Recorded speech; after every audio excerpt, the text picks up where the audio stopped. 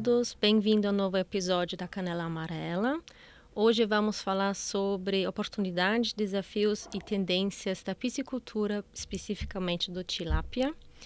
E eu convidei hoje duas pessoas, dois diretores da Brazilian Fish. A Brazilian Fish é uma empresa do grupo Amba Amaral, Santa Fé do Sul de São Paulo. Ela faz filé de tilápia e outros produtos premiums de tilápia. E hoje comigo tem o Christian Becker. O Christian Becker, ele é diretor de operações com mais de 20 anos de experiência, especificamente com proteína animal, mas também no varejo. E também o Ramon Amaral, ele é diretor também do grupo. Ele é especialista em frigoríficos, criação de tilápia, mas também fertilidade do solo e também em sustentabilidade. Bem-vindo a vocês dois. Muito obrigado, Sara, pela oportunidade. Espero que a gente consiga aqui contribuir, né, para uma cadeia tão hoje crescente no Brasil, né, no mundo, e possa aí contribuir para que as pessoas tenham aí um pouco mais de conhecimento a respeito do nosso negócio. Perfeito. Então, vamos começar com alguns dados, né, do setor. Então, se a gente olha, né, o crescimento da produção brasileira de tilápia nos últimos 10 anos, na última década, ela tem, seguindo os dados do PeixeBer, na média, um crescimento de 10% ao ano. É muita coisa.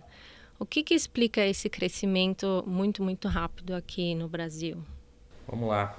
Sara, apesar dos cabelos brancos, acho que eu tenho pouca idade ainda, né?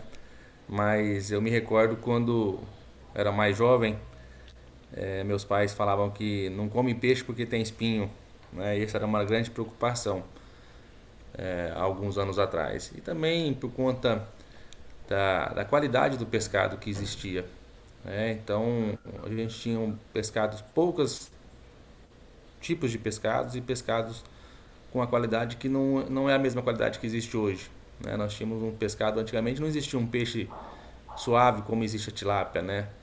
Sem gosto de barro, sem espinho.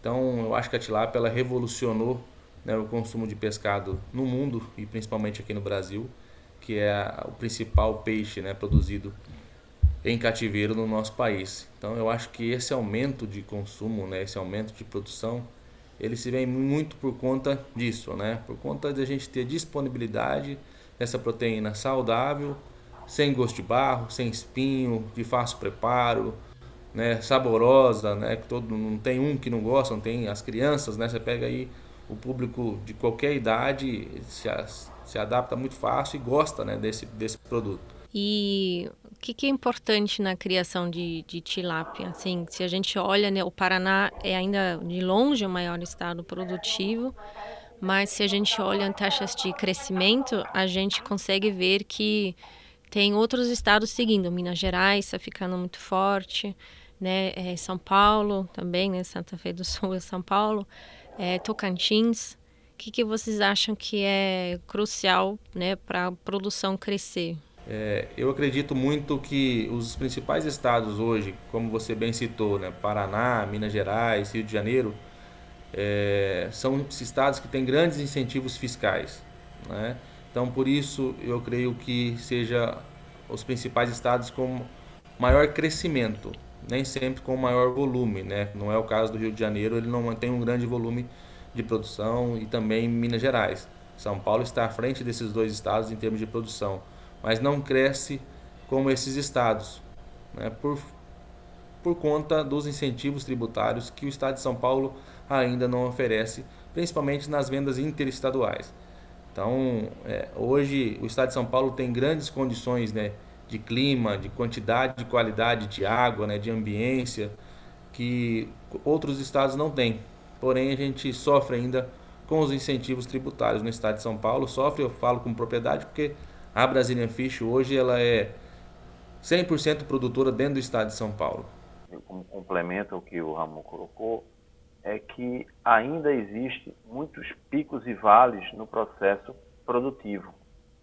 Isso, de certa forma, como o setor ele ainda não é consolidado, né, então muitas vezes se produz muito, o preço cai. E em outros momentos se equaliza uma produção um pouco mais baixa, o preço sobe. Então essa falta de constância e uma melhor organização do setor neste sentido faz com que haja uma variação ainda muito, muito grande. Além de, naturalmente, e esse é um trabalho que o Ramon pode falar depois um pouco melhor, a questão da evolução para que a tilápia ela consiga atingir um custo também mais adequado em relação a outras proteínas, né, como a proteína, por exemplo, do frango. Então a tilápia ela é uma proteína, o cultivo de tilápia no Brasil é relativamente jovem, né, e que está em processo de desenvolvimento, inclusive para se ter um custo mais adequado, e são algumas frentes. A proteína é mais saudável e no mundo é uma das mais consumidas, né? No Brasil é a quarta, mas no mundo é uma das mais consumidas. Ô, Cristiano, você mencionou o custo, né? A gente sabe, né, para toda a cadeia de proteína animal, que depende muito de grãos como ração, né, de soja, milho, sofreram muito, né, durante esses anos que os preços de grãos explodiram, né, durante a partir de 20, 21, 22. Agora a gente viu, né, uma queda significativa ao longo, né, de 23 esse ano dos preços.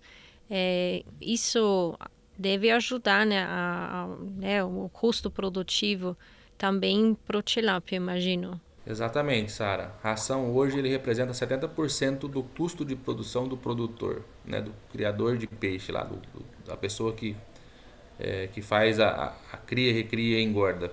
Então, com certeza, essa baixa nos insumos aí, né, nos grãos, diminui o preço da ração e, consequentemente, o preço do produtor, né, do custo do produtor. E, em consequência, ele tem uma matéria-prima mais barata para a indústria, né, fazer o filé e fazer os subprodutos aí originários dessa tilápia, né, dessa matéria-prima aí do produtor. Que normalmente a gente vê, né, um ciclo, né? O grãos fica muito alto, pressiona as margens dos produtores, consequentemente eles tiram o pé do crescimento da produção. Acho que isso a gente também viu também na produção de tilápia, né? O ano atrasado, a produção não cresceu tanto significativamente quanto os outros 9 anos anteriormente. Eu vejo agora com essa redução dos custos de grãos, deve acelerar novamente o crescimento, né? Mas novamente próximo, né? Nos 5, 10% que a gente viu. Então vem sim uma forte crescente. Eu acho que isso não é só por conta dos insumos, né? É por conta da oferta e demanda, é a lei de mercado, né? Quando o mercado está aquecido, todo mundo investe, né? Quando ele desaquece, independente do custo, né? Nós viemos num momento aí de pandemia que foi um dos momentos de maiores consumos de pescado no nosso país, né? Pelo menos para o nosso métier aqui, para a Brazilian Fish, para os clientes nossos da fábrica de ração, foram um dos melhores momentos, né? E de altos preços. E agora a gente vem aí num momento pós-pandemia, né, que nós tivemos no ano passado com uma certa retração, né? Eu não alenco isso apenas ao preço, né, dos insumos, tem outros fatores, mas a gente vem aí no ano de 2024 com muita produção, com muito pescado, né, com pessoas mais profissionalizadas, com indústrias maiores, né, com pessoas mais profissionais e não com aquele mercado informal, com aquela do pequeno e médio produtor, né? Essas pessoas acabaram sendo desestimuladas aí pela lei do mercado. Perfeito, né? Acontece uma seleção natural. E você, né, Ramon, você é especialista em sustentabilidade, tem alguns tipos de produzir de maneira mais sustentável, né? Eu sei que tem produção em cativeiro, né, de tilápia, mas também muito em represas. Como que se vê essa tendência? Eu acho que a palavra sustentabilidade, ela em tudo hoje tem que ser pensado sustentabilidade, né, Sara? E no pescado ainda mais, porque o ambiente Se a gente não tem uma qualidade de água excepcional, não existe meio termo, né? A gente perde toda a produção. Então, isso é um fator que o produtor de peixe ele tem que se preocupar muito, né? Com sustentabilidade, em fazer as coisas de maneira correta, em aproveitar tudo, né? E não desperdiçar nada. É uma proteína que a terceira casa após da vírgula, ela influencia muito porque são grandes volumes, né? Então, você pega hoje um produtor de peixe, ele tem às vezes 2, 3 milhões de pescado alojado, né? Diferente de um grande produtor, isso falando de um pequeno, médio produtor. Um grande produtor de bovino, ele tem, sei lá, 10 mil cabeças de gado. Então nós estamos falando aí de um múltiplo muito grande. Então 1 centavo no peixe, por peixe, ele representa muita coisa, né? Então a gente precisa de aproveitar 100% do nosso material. E isso é uma especialidade nossa. Hoje a Brazilian Fish ela tem o maior portfólio de pescado do mundo, né? Nós aproveitamos 50% aproximadamente para produtos comestíveis, né? Então a gente tem aí a famosa pururuca de tilápia, né, que é feita da pele. Hoje a pele que a gente não transforma ela em produto comestível, nós exportamos para o Japão para fazer colágeno, né, para fazer produto de beleza, para fazer cápsulas, para fazer suplemento vitamínico. A escama também a gente com esse mesmo intuito, né, de suplemento vitamínico de colágeno ou de produto de beleza. A cabeça, a víscera, a pele, parte da pele também, parte dessa escama.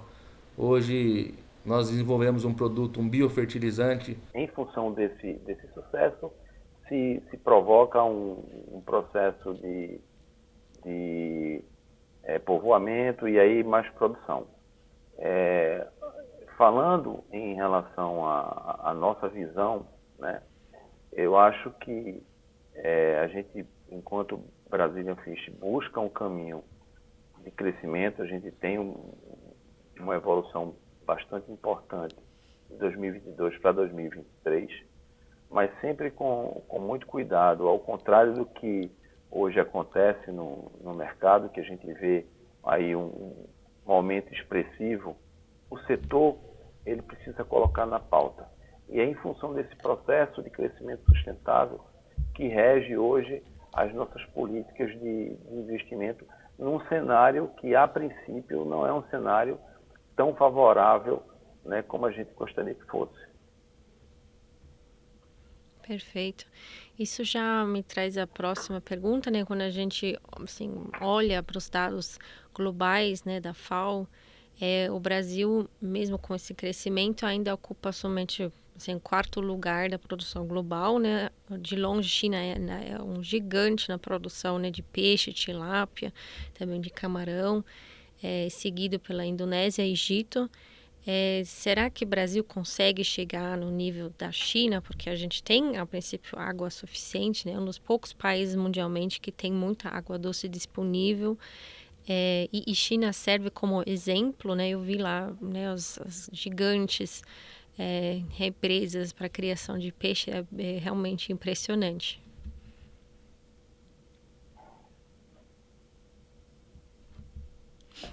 Sem sombra de dúvida, Sara. O Brasil teria que ser o primeiro, pela condição de clima que a gente tem, de quantidade e qualidade de água. É que o Brasil não sabe qual é a vocação dele, né? Infelizmente, por conta de política. Eu acho que esse é o principal tema, né? Mas a gente tem condição, sem sombra de dúvida, né, de ser o primeiro país produtor de peixe do mundo. Ao tamanho do nosso Brasil, o volume de água que nós temos aqui, o volume de água que eles têm lá, de água doce, né? Então, a gente só precisa de definir qual que é a nossa vocação. Qual que é a vocação do nosso país? A gente é produtor, a gente é consumidor, né? Então, eu acredito muito nós vemos uma crescente aí, né, de produção no Brasil, né? O câmbio influencia muito, né, porque o Brasil não é o consumidor de pescado como os outros países, né, mais desenvolvidos, né? No Brasil hoje nós somos a 4ª proteína consumida. O pescado é a 4ª proteína, né? E na grande maioria dos países ele é a 1ª proteína consumida. Então a gente precisa produzir para outros países, né? Então assim, o câmbio ele influencia não a taxa de câmbio, mas essa elasticidade que o câmbio tem, né? Nós estamos falando aí num câmbio que estava no começo do ano de 4,80 e agora nesse momento a 5,65. Então, que segurança que nós temos, né, de fazer uma exportação, do momento que o peixe nasce ali até o momento que ele vai para o abate. Então, são 11 meses, né, e essa instabilidade acaba trazendo essa certa insegurança do aumento de produção no nosso país. Mas respondendo aí bem objetivamente, nós temos total condição de ser o primeiro país produtor e exportador de pescado. Perfeito. Surgiu uma dúvida. O ciclo, né? Ele ainda é bastante longo, assim. Pensa, você falou de 11 meses, né? Deste, né? O alevino até realmente ter o peixe para o abate. E se a gente olha outras carnes, né? Proteínas lá atrás do frango, o ciclo era muito maior, né? Hoje o frango né, de nascimento de pintainho até o abate, né, o frango grande, são 40 dias. Existe, né, também né, a pesquisa ou a possibilidade de encurtar esse ciclo do tilápia? Quando eu disse 11 meses aí, é de 10 a 12 meses, tá, Sara? É porque hoje a Brazilian Fish, eu acho que ela é a única no nosso país que produz do ovo à galinha, né? Então a gente retira mesmo lá os ovos na boca da fêmea, né, da tilápia, leva para o laboratório. Então esses primeiros meses, que a grande maioria dos produtores não tem o processo na sua propriedade, que é do nascimento ali até a forma jovem, até o juvenil, ele demora ali 4, 5 meses. Então, a grande maioria dos produtores já recebe um animal que já tem ali 4 meses de vida, pelo menos. Né? Então, o ciclo do produtor do tanque rede ou do tanque escavado, ele demora aí de 5 a 7 meses. Essa outra primeira fase aí que fica para o produtor de alevino, que outros meses aí para completar de 10 a 12 meses, que depende muito, essa variação de 2 meses depende muito da temperatura que a forma jovem passa, né, do inverno, né? Se a forma jovem nasce no inverno, ela demora um pouquinho mais, o ciclo acaba se alongando. Mas eu estou há 17 anos nesse mercado e eu não vejo grandes evoluções, né, em melhoramento genético, que é o que a gente vem apostando nos últimos 24 meses. Nós estamos com um grande projeto aí para trabalhar em cima de melhoramento genético. Eu acho que a tilápia que existe no nosso país, ela é quase o mesmo produto, né, de 17 anos atrás. Em termos de nutrição, como nós temos uma fábrica de ração aqui e o campo nós temos uma unidade de experimento, né, a gente já evoluiu bastante em nutrição, a ponto de que eu não acredito mais que a evolução seja a parte nutricional. Nós precisamos sim de apostar em novo melhoramento genético, em novas genéticas, né, em novas tecnologias para evoluir, para a gente diminuir não só o tempo de cultivo, mas conversão alimentar, ganho de peso, né, rendimento de carcaça na indústria. Então isso é um projeto nosso aí para que a gente comece a colher frutos daqui 30, 40 meses aproximadamente. Perfeito. Complementando, Sara, o que o Ramon falou em relação ao consumo, né, o consumo externo, a gente tem um potencial gigante, né, interno também. Nós hoje temos um consumo aí de 3 quilos aí, aproximadamente de tilápia, né, especificamente falando, não de pescado, mas de tilápia. Então, ano, né, per capita. Então, tem um potencial gigante aí para que a gente, dentro do mercado interno, trazendo tecnologia, trazendo genética, equalizando essa questão do custo, produzindo mais, produzindo melhor, e de uma forma consistente, e inclusive comercialmente falando, né, a gente aumentar esse consumo no mercado interno, uma proteína saudável, né, que você pode consumir sem nenhum receio, né, dá para sua família, e isso dentro do nosso país, que é um país que tem hoje, em todas as partes, né, de norte a sul, já uma boa,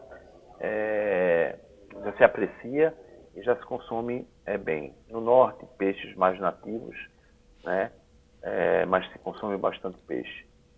Então, no nordeste, no sul, no sudeste, enfim, a gente tem um potencial ainda muito grande para colocar o peixe na mesa do brasileiro. Perfeito. Acho que é uma tendência também, né, com a procura de maior saúde, né, de uma proteína bem mais saudável em comparação, assim, que se come todo dia carne bovina, né, o peixe com certeza tem esses benefícios. Então, a gente viu já um crescimento, né? A gente olha 10 anos atrás, o consumo de tilápia era só 1,5 kg. Agora, como você falou, já quase 3 quilos, né? Uma década depois, um crescimento de 103%. Então, se a gente segue nessa linha, né, daqui a alguns anos a gente já vai atingir próximos níveis igual do Egito, que consome muito peixe tilápia, principalmente per capita. Exatamente. Aí, só para também, né, você falou, o consumo a princípio ainda é relativamente baixo. A gente tem né, esse limitante aqui no mercado interno também, né, é vinculado à renda, enquanto não fica, né, procura melhor custo, fica mais né, para toda a população acessível, é muito importante também conseguir exportar. E a gente viu que as exportações também começaram a explodir, né, a partir de 18, 19, principalmente para o mercado dos Estados Unidos, que é um mercado muito atrativo. Se a gente olha, né, China ainda é o maior fornecedor, mas a tendência é de queda e o Brasil está ganhando espaço. Como vocês estão vendo essa tendência de acesso ao mercado externo? O Brasil sempre teve esse canal aberto do mercado externo, né? A China, ela hoje domina o mercado no congelado, né? Ainda tem uma representatividade muito forte, mas a América do Sul e a América Central tem um posicionamento, no caso do fresco, muito importante. Falando de Brasil, existe a questão do câmbio, que o Ramon já falou, que a gente precisa ter uma estabilidade para poder colocar o peixe na água e canalizar, né? Porque eu sempre falo, a grande questão é você ter o mercado para produzir com tranquilidade, né?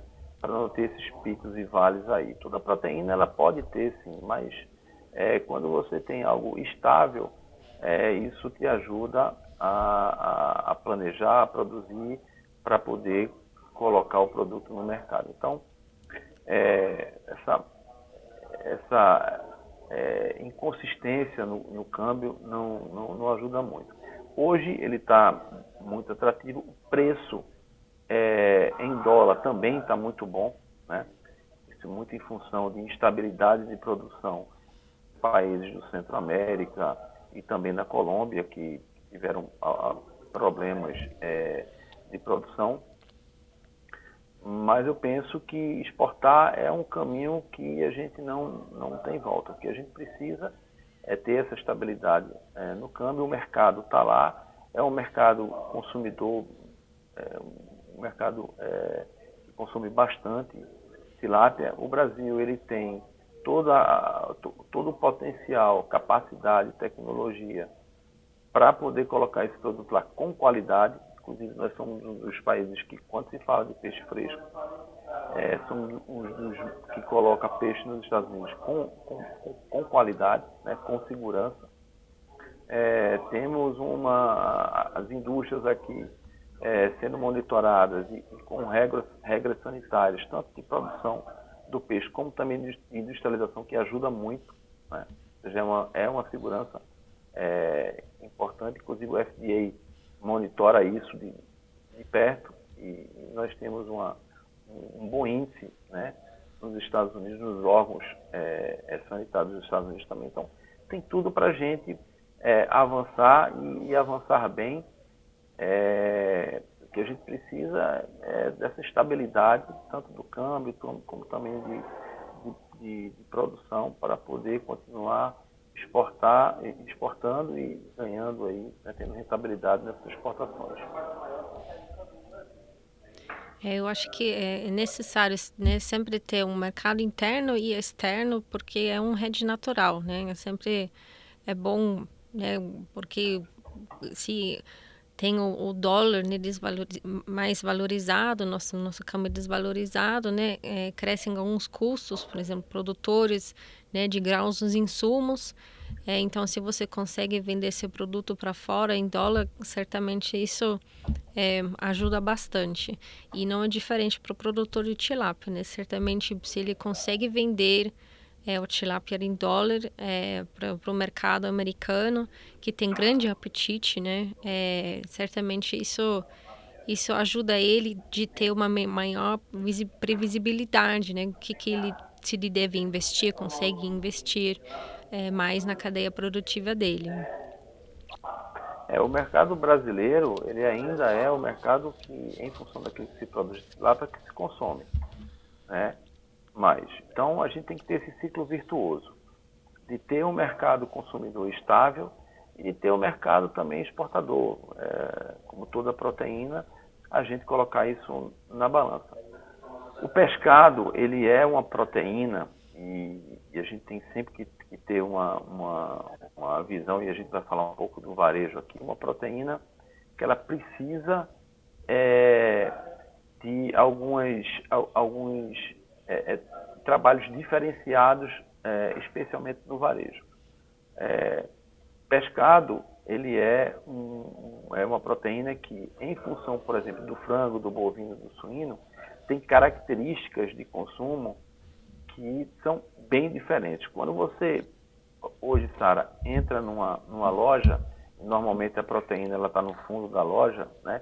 Seja ela o frango, o suíno, o bovino e o pescado. Quando você chega numa ilha de pescado, você tem diversas opções.